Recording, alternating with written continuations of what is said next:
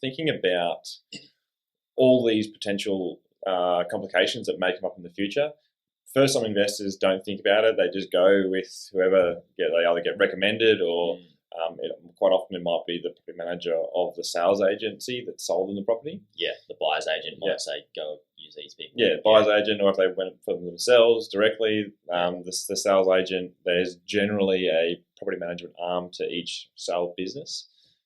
So what I would be putting in place is those expectations. So obviously listen to this podcast and develop your own list of questions, and that's a key question is to how do you go about rent reviews, and where does that sit?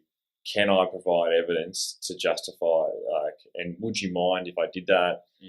They're always going to say yes, but you're coming at it from a neutral ground, and you can have those conversations up front and document it, because if it does pop up in the future, you go, oh, remember that time when we came on board and we talked about this? It feels like this situation. And I obviously want to do the best thing by the tenant, the best thing by you, but also I need to do what's best for me as well. I'm just,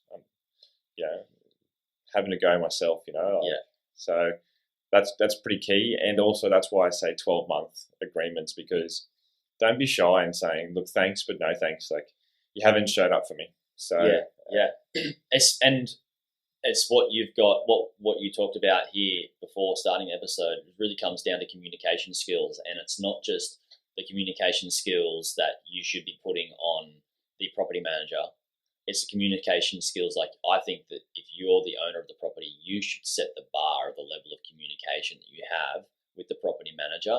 Like you said, it's a relationship. At the start of a relationship, lay out the ground rules, lay out all your values, lay out what's important for you, and say, this is what success looks like for me. This is what would make me happy. If you can fulfill that, we're going to win.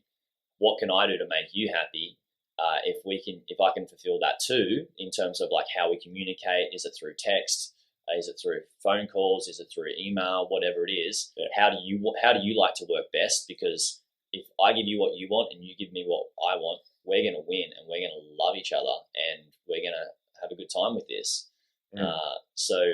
Communication is so key there, right? Yeah, and another key point that I want to hit on is with most property management agreements, there's a minimum spend where is built into the contract where they can spend on your behalf up to X dollars. So just read through the lease agreement and the property management agreement you've got with them, because some people have different thresholds.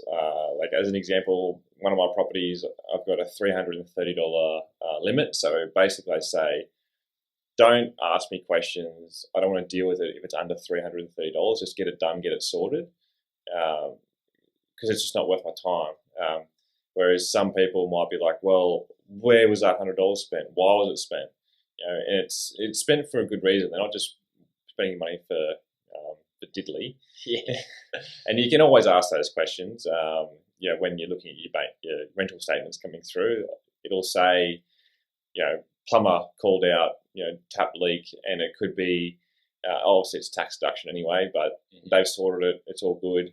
You can question them on it. They'll generally say, they'll shoot you an email saying, hey, we've organised a plumber to go around to fix this issue, just giving you a heads up.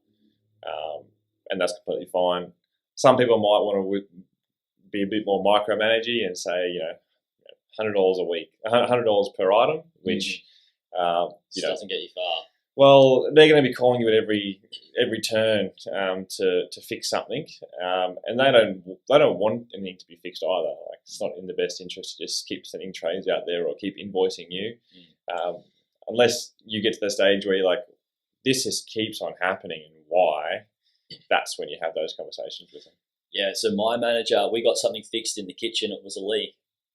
And 2 weeks or maybe 3 weeks later, there was something that happened that came up. There was water in the kitchen again. She said, I'll send a plumber out to check it out. And I said, well, if you're sending the plumber out, can you see if it's the same issue? Because I don't want to, maybe we change the plumber. And what she said to me, she's like, oh, no, if it's the same issue, we won't be paying for it. I won't let you be charged. So you want to make sure a property manager has that on their side as well, where they're like, no, like we want the best trades, and that's typically what they're going to do. They're going to, like you said, they're going to know the area. They're going to know the best trades. They're not going to put more work on their plates because they hired the wrong person that cost them more money, right? Yes, exactly. And then obviously they're not the cheapest trade, so keep that in the back of your mind.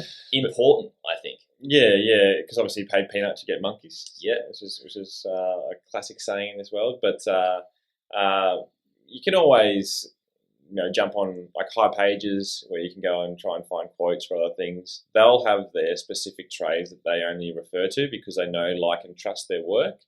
They don't want to refer you to a trade which they don't know of because it could come back and bite them in the ass, and they don't want to deal with having to resend people back. So, yeah, just keep that in the back of your mind too.